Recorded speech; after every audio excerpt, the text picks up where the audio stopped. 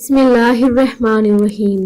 رسول اللہ صلی اللہ علیہ وآلہ وسلم نے ارشاد فرمایا، جمعہ کے دن جو شخص بھی ان کلمات مبارک کو پڑھتا ہے وہ شیطان کی شر سے بچا رہتا ہے۔ حضرت انس رضی اللہ تعالیٰ عنہ سے روایت ہے کہ رسول اللہ صلی اللہ علیہ وآلہ وسلم نے ارشاد فرمایا، جو شخص گھر سے نکلتے وقت بسم اللہ توکلت علی اللہ لا حول ولا قوت الا باللہ کہے، اس سے کہا جائے گا تمہاری کفایت کر دی گئی اور تم دشمن کے شر سے بچا لیے گئے ہو اور شیطان بھی تم سے دور ہو گیا۔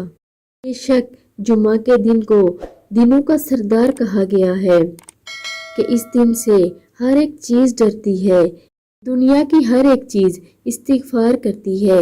آپ سب بھی جمعہ کے دن کثرت کے ساتھ استغفار کیا کریں اور کثرت سے درود پاک پڑھا کریں۔ اللہ رب العزت ہمیں عمل کرنے کی توفیق عطا فرمائے، آمین ثم آمین۔